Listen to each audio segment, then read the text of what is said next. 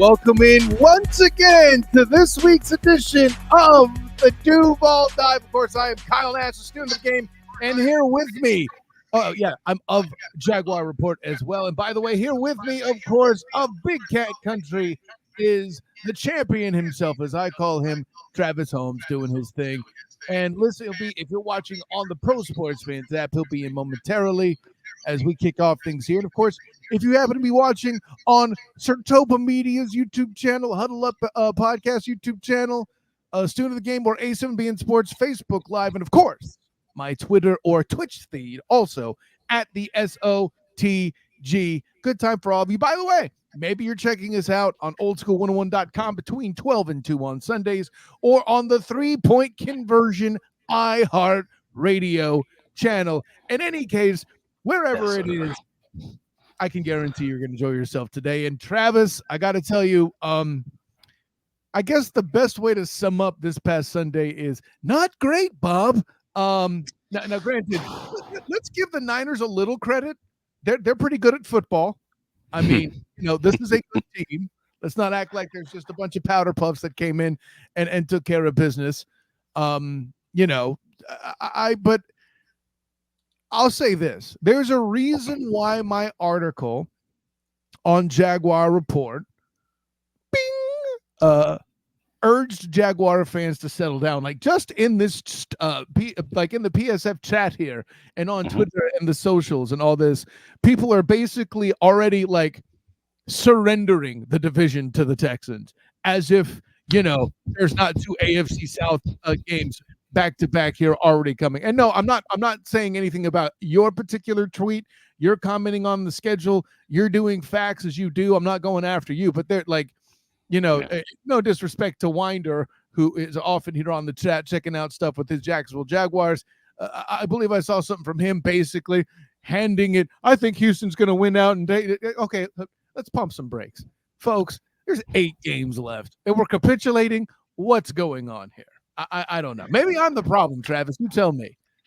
Well, I mean, this is today's NFL, and the team will go as the offense goes, and the team will go as the quarterback goes. And it's not that they don't believe in the Jaguars; they don't believe in the offense, the offensive coordinator, the scheme, the way that the team has played so far in 2023. And I think it's honestly just something that's coming to a head.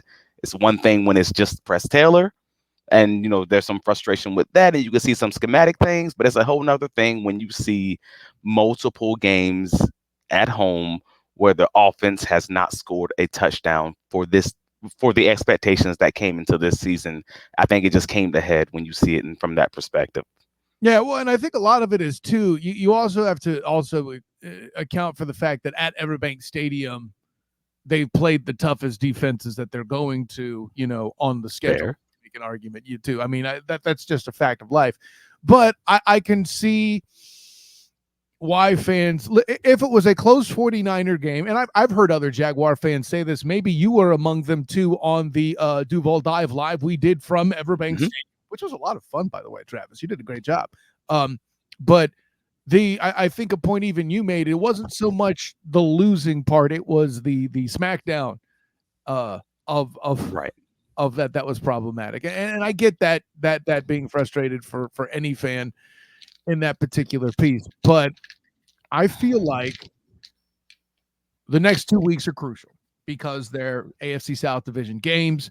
You take care of businesses against the Titans. And you made the statement, this team goes as the offense goes. I don't agree. I've written too many articles on this defense. As the defense goes, so does this team. Now, I will grant you, it was the offense that prevented them from beating the Kansas City Chiefs. That's 100% correct. I wrote about that too, after that happened on the Jaguar Report. But generally speaking, the defeat of Josh Allen in London was the defense. The victory in New Orleans on Thursday, one could argue, was one of the few places where the offense turned it in, but it was the defense and Foster Moreau dropping a pass that prevailed in that game. It was the defense that did the heavy lifting against the Steelers. So I, Mm. yeah, I So think so this is a fun thing though. This is a fun back and forth because this is the divide first of all, how was within I the the Duval divide. offensive lineman defending the defense while you're defending the where world? How did this happen, Travis Holmes?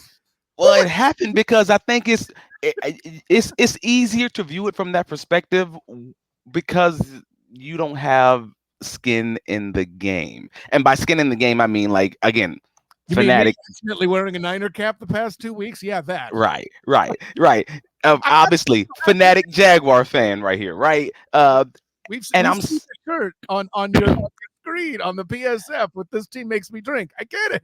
Yeah. So and this is the rub. This is where the divide is sort of happening within the Duval devout right now. You have the people who have been fans for a very long time, and they have seen, 11 out of 12 years where this is a sub 500 team, or essentially historically bad team, and they're just like, hey man, we're just happy. We're 6-3. We're just happy that we're up there being talked about. We don't have to be the greatest team ever. Blah blah blah, et cetera, et cetera, et cetera. And they're not wrong. And then you have the rest of the Duval Deval on the other side of the line where they are, well, we have a quote unquote generational quarterback. We are wasting his window on a rookie contract. We're wasting his window. We have an offense that should be significantly better. This is not just a good team. This should be a Super Bowl caliber team. And we're not going to be able to go against those top 5, 6, 7 teams in the NFL because of the issues within our offense, and they're also not wrong. It's basically, what is your barometer? Where are you gauging? Where are you aiming for? What are you aiming for? I guess that's essentially what this comes down to. Some people are happy with playoffs, one win, and we're good, and others are like, nah, this team will be a one and done team in the playoffs if they continue playing offense in the way that they are, and they're also not necessarily wrong. No, I don't think I don't think those that see the Jags as one and done are necessarily wrong. Theoretically, any team that doesn't have a bye, that could happen, right? I mean, I'm not gonna sit here and say that that's impossible. And the reason why I take it to that particular point is I'm on record in some podcast. I forget which one. I do so many, but I'm on record saying, they will win a playoff game, I feel like, and then, you know, lose to one of the teams that's championship caliber and bound, right? Like, I had the Jags at 10 wins to open, and I forget what you picked, but I believe you had more than 10 wins. No, I had 10. I had 10 too. Did you have 10? Okay. Yeah. Oh wait, I do have the Excel sheet up. See, I can even officially confirm it and make fun of myself here. So remember when I was the one saying, "Hey, I'm a math guy because I'm an accounting major, and for me, I deal with the stats." And I was like, originally, I'm going to say this is an 8-win team, but because of the fan in me, I can't say that. So I'm like, this has to be a 10-win team minimum. Well, That was my you were jockeying for 9 a while too, and where I got confused right. on the preview was where we had John Shipley, the guy who handles Jaguar Report and has brought me aboard to the ride of the season. Thanks again for that, John. He had 13 wins. That's what I was getting. Peter King had 13 wins. Like there's so many big guys out there that had 13 wins. I was never on that train. So anyway, shout out to Winder for jumping in the chat, by the way. But yeah, when it comes to the expectations, I'm not quite ready to bail on them yet. And right. As far as I mentioned the Texans earlier, Winder brings up the point the Texans could be an 11-win team. They have an easier schedule to close out. Yeah, they play some really tough defenses. I agree, but the most explosive offense that was remaining on their schedule that I look at it immediately was Joey Burr, whom they beat. And now Joey Burrow is not even going to be a factor anymore. The team I picked to get to the Super Bowl, so I'm completely screwed with Joe Burrow getting hurt. But that's a whole other thing. Or I should say hurt again. But the reason why I take the time to mention Joey Burrow is I think he has the same problem in general that the Jags do. And for all the people that talk about Press Taylor and Trevor Lawrence and Calvin Ridley, those are all obviously factors. But the protection on the interior is still wildly problematic. And I think what we have to remember is for all this greatness in the offense, because they're great, they can typically hide the flaws in the middle. and I believe it was you, John Sipley, any member of Jaguar Twitter basically genuinely jumped on this. The 49ers up front just simply dominated the bejesus out of that offensive line. There's not really a middle ground on it. The film says it, the stat says it. It's kind of a universal belief. Is that, I mean, is that too far? Am I oversimplifying it, Travis? No, I wish it was more complex, but I mean, then there are some small things, some small victories and some small losses within that game that you can absolutely, take from and glean from it. But for the most part, hey, that's really what it came down to. Where's the beef? Like, we got beat up in the middle on, honestly, both sides of the ball, and that sucks. It's like lesser on the defense, but at the end of the day, it's still, that's what happened. The explosive plays on defense were sort of a different thing. That's more in the secondary, but they still didn't get much pressure as far as that piece was concerned. Well, sacks. I won't say pressure, because Josh Allen actually did have a pretty good game, and technically so did Trayvon. But Whoa! Can you say that out loud and not have your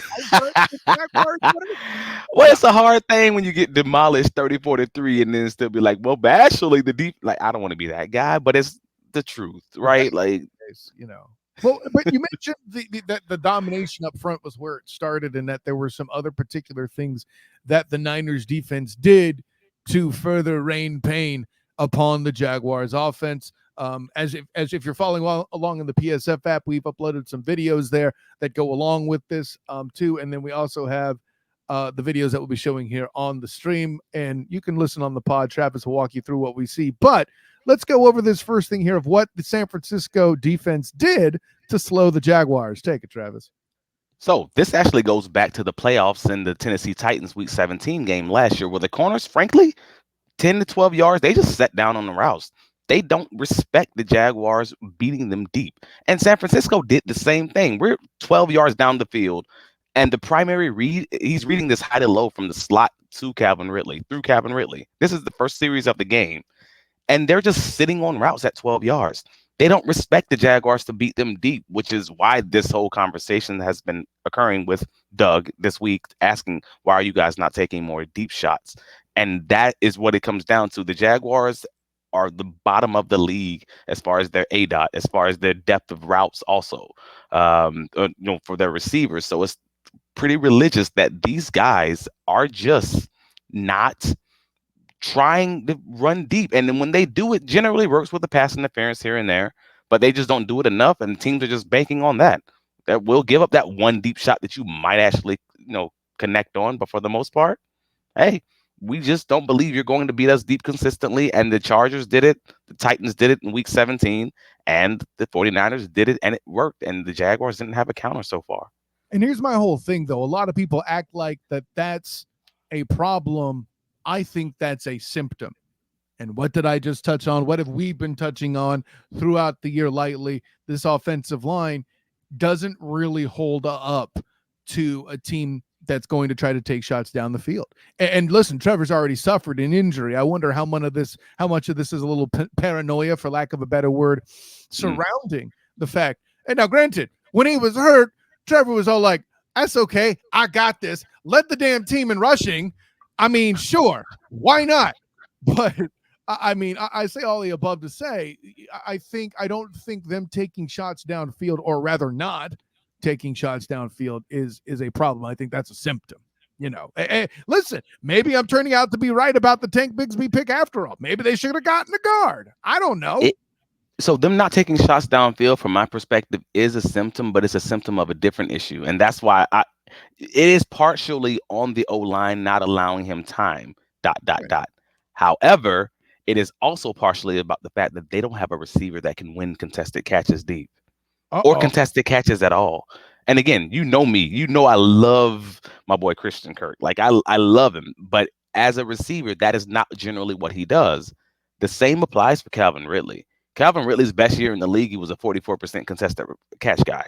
That's below average in the NFL. That's his best year. He was at 29% when I last checked earlier this year. Like, he's not a contested catch guy also. He's a great number one when you use him in the right way. But in the way the Jaguars are using him, and within our scheme, he is not That now you can't just leave him on the outside, just tell him to run deep and just basically leave him outside of the hashes, not put in motion, not put him in bunch sets. These things that we need that he did in that he did for the Falcons. We're not doing those things with him. And this sounds like a good opportunity to address something. So we've cited the O-line and you've cited the receivers not making contested catches. But Trevor and the social medias want me to believe that, and Arden Key as well, by the way, and you can read about it on the Jaguar Report by my dude Evan. Bing! But Trevor Lawrence can't read progressions. Travis put together a nice little compilation to disprove the haters. The floor is yours, my friend. No, Trevor's great at reading through his progressions when he has the time and when he needs to. I mean, these are two 2022 examples. He read every single route against the Indianapolis Colts to get Brendan Strange his first career touchdown. We've seen this year. You said 222. You mean 2023 ones? You mean this 2023? Season? Yeah. Yes, both from this season. My apologies. And then this is a contested catch by guess who? Zay Jones, who just so happens to be the Jaguars' top receiver in contested catch rate. That's not random. Again, this is a contested catch. This is normally one of those catches that the receivers just don't come down with for fill in the blank reason. And by fill in the blank reason is that's not their style for the most part. Or it typically could be a drop. There's that. Or it could be a drop, or the feet don't come down at the back, etc. These are things that we know Trevor Lawrence can do, but within the scheme of the offense, within the way that they have been running the offense, it makes it so that these catches have to be contested. So that's why you end up seeing this ancillary thing where you all of a sudden have Calvin Ridley having 200 yards and pass interference penalties, because he's not catching these deep balls, but they're happening. But the reason is because there's no separation, and all the stats back this up. So if you start putting the stats together where Calvin Ridley has like minimal separation, but he has all these pass interference penalties deep, but he also has a low contested catch rate, you're starting to figure out, oh, wait a minute. Okay, that's why this is happening. This is literally happening because, well, he's not getting the separation, but he's also not a contested catch guy, but they really can't stop him without grabbing and pulling. Yeah, okay. I was going to say, I would reset the stat to take those PI calls, those DPI calls that he does get. To me, that's a contested catch win. You may not have it on the stat, but that's fair. But there's a lot of receivers who you can PI and they'll still come down with the ball. Hold on. I'm not disrespecting greatness. Let's not be silly. And Calvin Ridley isn't that yet. Don't move the goalpost on me, Travis Holmes. I'm not saying that at all now.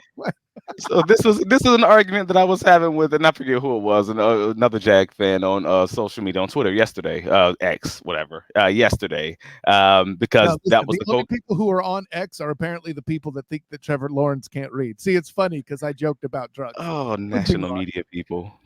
But no, this is an argument we were having. I'm like, I love the pass interference stats, and I wish he would get credit for it. And Press Taylor said the same thing in his Thursday media availability, which I just wrote about on Big Cat Country yesterday. Thursday thing, right? But he said the same thing. The biggest difference in that is the only unfortunate part is he doesn't get credit for those stats. But most importantly, you will rarely, if ever, have a touchdown on a pass interference penalty that happens. Whereas there are very many plays. Yeah, he'd have to be a guy that could bring it down like you're talking about with the and one, like Zay right. Jones. Which, by the way, unfortunately, it doesn't look like Zay Jones is going to be on the field anytime soon. And that's a whole other ball of wax we're not getting into on this because we need more details to come out. Right, but that's the worst part about it, because again, there's very many drives where those that will get a PI and it's the best play that we had on that entire drive, and it just results in a field goal, or maybe even results in a turnover later in the drive. Whereas if there's a deep ball that's caught, there's very many of those will end up as a touchdown. Or that doesn't happen. Or best case, it'll turn into an NT and run, typically speaking, for a touchdown. Right. Yeah. So my point is, if they're struggling with getting touchdowns, I'm happy about the PI, but the PI for me is the church donation for change when they're asking for dollars. Like it's important, but it's not the thing that we're looking for. We need those big plays. We need those explosive plays. We need those touchdowns, because that's what's going to drive this offense. We'll take the money that jingles, but we prefer the kind that folds. Listen, I've seen Coming to America as well. That's where I was. I got you. Well, no, I mean, that's a great point. I mean, we'll take the points that involve an upright, but we prefer the ones that are in the goal. I hear you, Hmm. buddy. I Hmm. hear you. Well, and I think this is a good place to. By the way, too, as an aside, I think from the opening play where Trevor Lawrence bootlegged and Fred Warner just sniffed it out, I knew this entire game was going to be rough. Just because, to your point, the other team watches film too. And again, I don't want this to be a whole thing where, golly jeepers, the Jags are so bad. Not really. Okay, let's please remember that a lot of people out there have the San Francisco 49ers as a Super Bowl contender on their bingo card, and they did something a lot of teams didn't do, and this isn't calling out the Jags. They actually got somebody to try to bolster their O-line. A lot of teams sat on their hands and didn't get better at the trade deadline, where the Niners very immediately saw, hey, listen, Nick Bosa couldn't get to Joey Burr. That's a problem.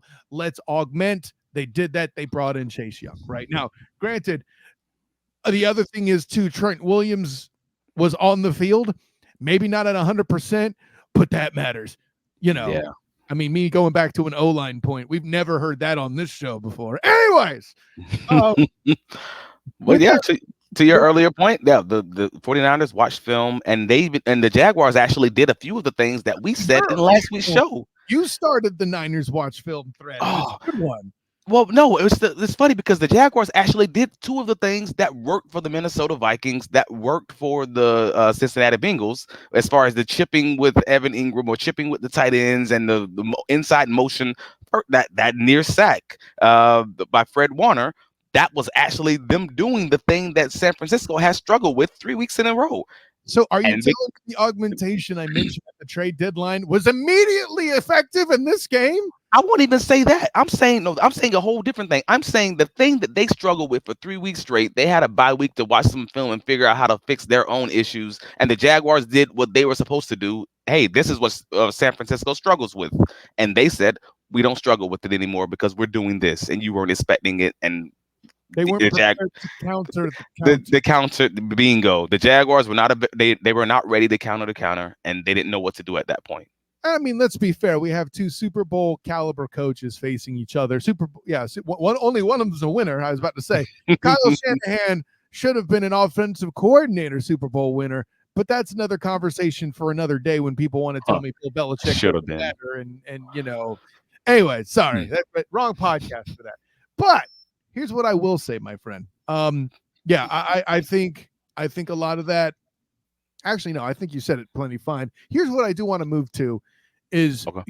you mentioned getting the offense involved and countering things, making adjustments.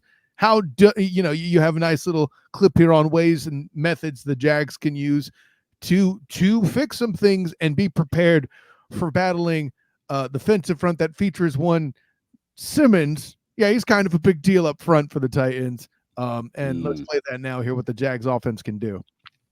Well, so this is actually a interesting thing because this goes back to that San Diego, goodness, LA Chargers game from last year. This was the Jaguars counter specifically. Yeah, the playoff game. This was the Jaguars counter to the fact that the corners were sitting on all routes, on everything that was 12 yards and under. So they went to this trip set backside and Evan Ingram doing the out route. Only problem is they did it this game and it didn't work.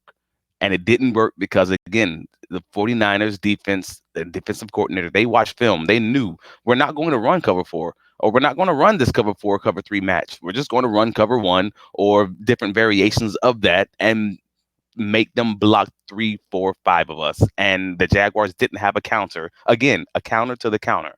The Jaguars didn't have a counter to that counter. And San Francisco, the Chargers, and even the Titans in week 17, they all did some similar variations of this. And that's the reason for this week. I'm curious about what the Jaguars are going to do on offense. What is Press Taylor? What is Duck going to do? Because they know, the Titans know.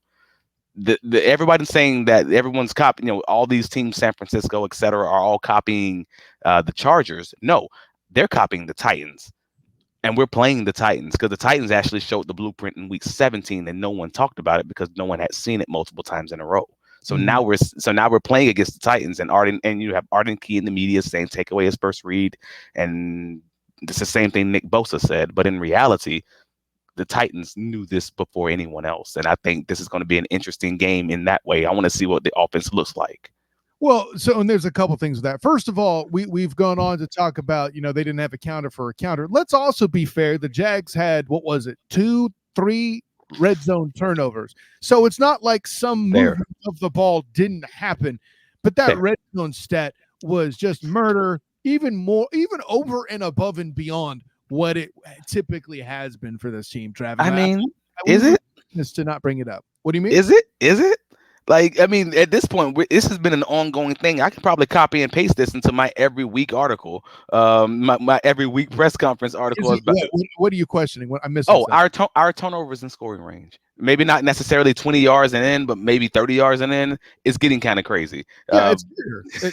It's getting crazy how often we're turning the balls over in Yes, it is murder. Absolutely.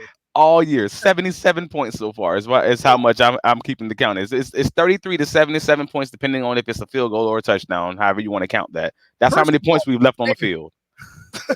Right. First of all, damn, that's all I can say. So wait, doing math in my head, that's 11 times. Well, that's what Doug said on Monday. Yeah, he was that it was 11 times. That someone I was in the conversation with Demetrius Harvey, and he was saying it was 10. By the way, he's Yeah, awesome. yeah, he was saying 10 times. I'm like 10 or 11. Okay, cool. 30 to 33 points, Well, or no, 70 to it's 30 to 77 points. 70. Yeah, exactly. You're leaving. You're leaving. That's a lot of points in 9 games to just leave on the field in scoring range.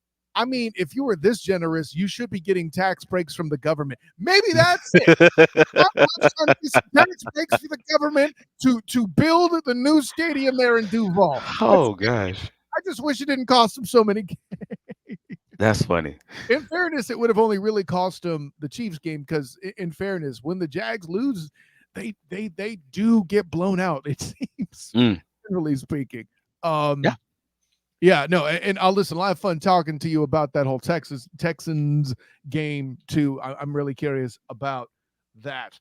And we can run this episode a little longer this week, so I'll drag the time to ask you a couple of these questions. So, when it comes to we mentioned the red zone turnovers. Here's our analysis. Don't do that. Next. Yes, that's fair. That's a good analysis. I like that. But hey, listen, I wrote that something about that, for the black and gold banneret bing, leading into the Oklahoma State game, and we saw what happened there. Yeah, Maybe they demolished us. I'm sure the Duval devout hope so. But this was something that Trevor he figured out last season, and at one point or another, earlier in the first half of the season, he was turning the ball over in the red zone a lot. Also, we forget that happened because we're so happy about the end of the season. But this just happened last year. He was turning it over a lot, and eventually he stopped playing hero ball, and it worked out well. And we can't put Travis Etienne anymore because he's holding on to the ball. That's actually fair. Trevor's the one doing the fumbles too now. Yeah. Well, Trevor. Well, no, I take that back. Take Bigsby as the new Travis Etienne because he's. I'm sorry.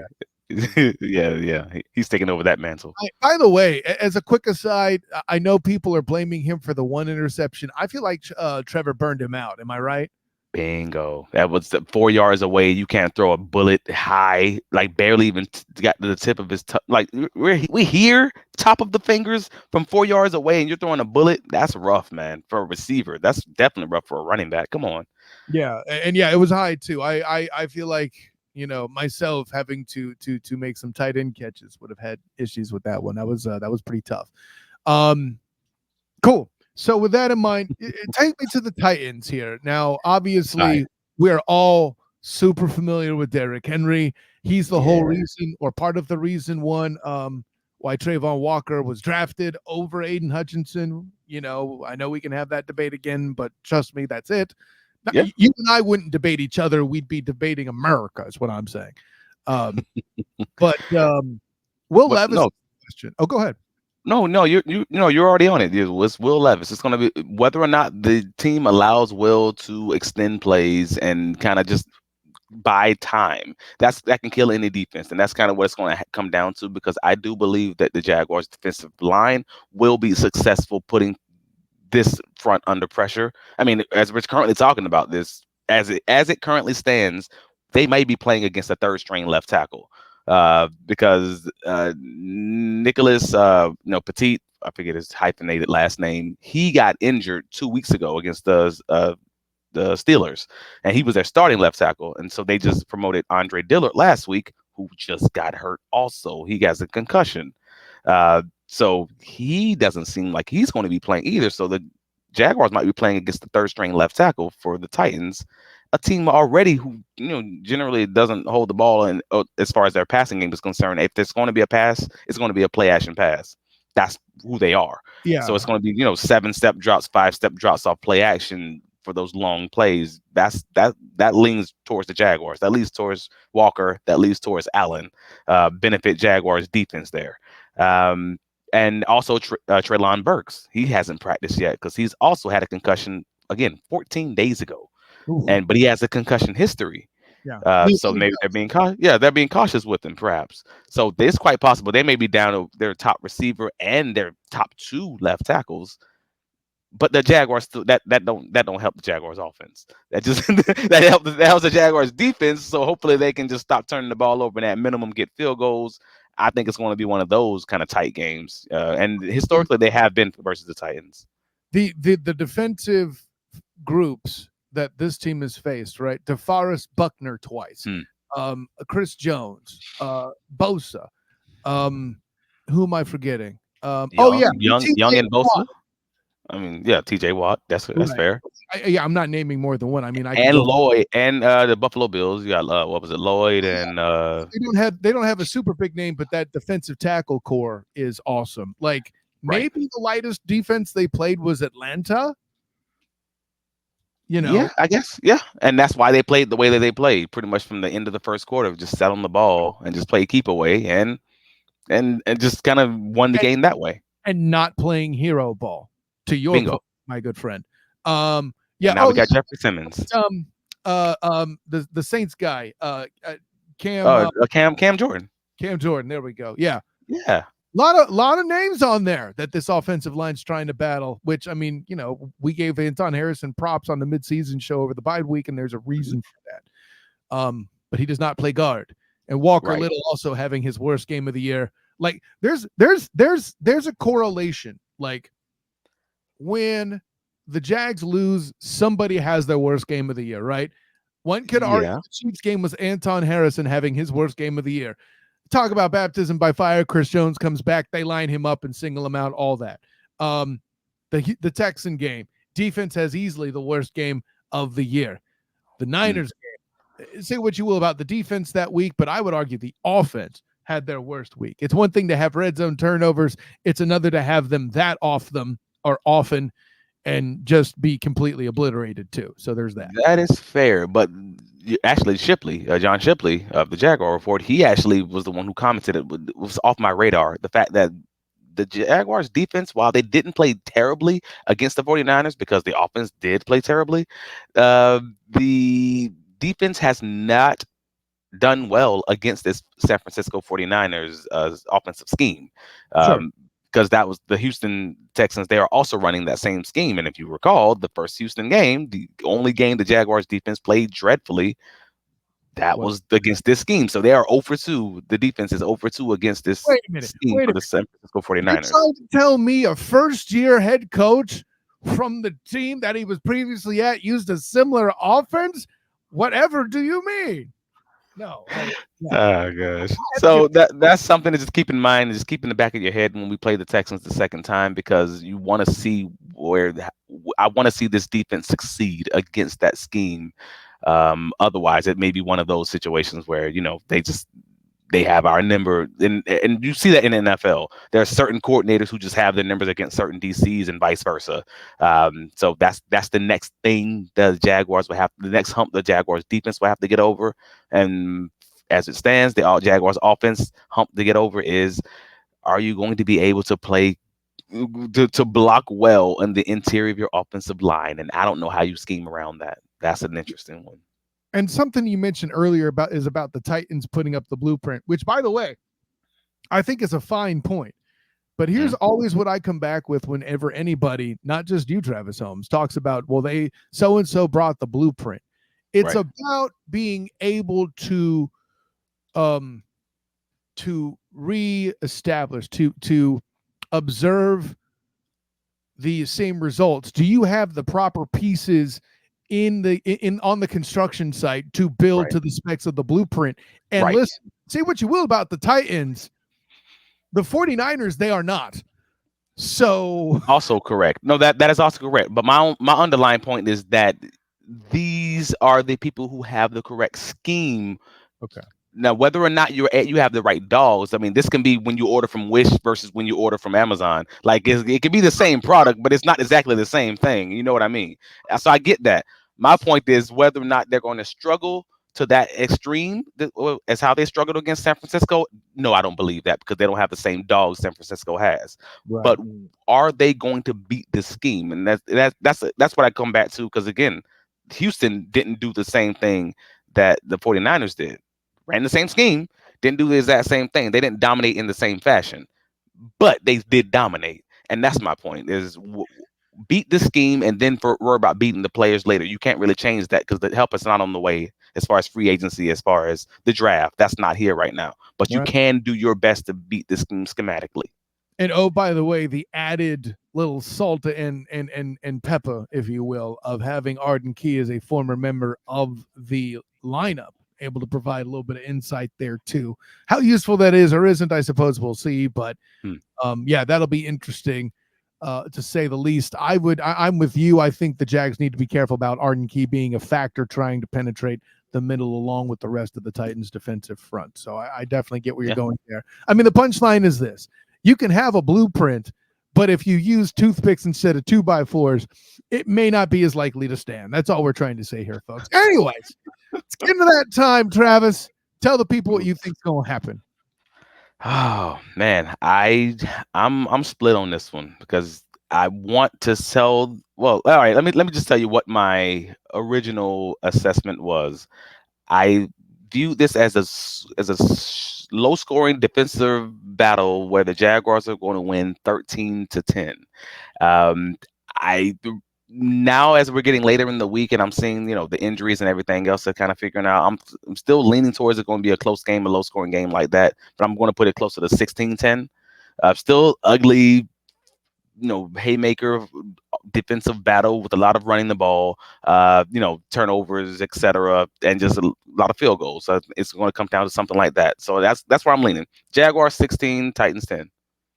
Wow. I guess we're doing this again there too. I don't think you're obviously betting the under. I don't share that sentiment. Now, granted, I don't think anybody's scoring 30. And heck, I see Winder comment that he likes the ugly score call there on the PSF app. But like, I'll say this. I think those games are fun to watch. I just don't think we're getting that here. Will Levis is a lottery ticket. He's going to keep going back to the convenience store and continuing to buy the lottery ticket until one hits. I think one will.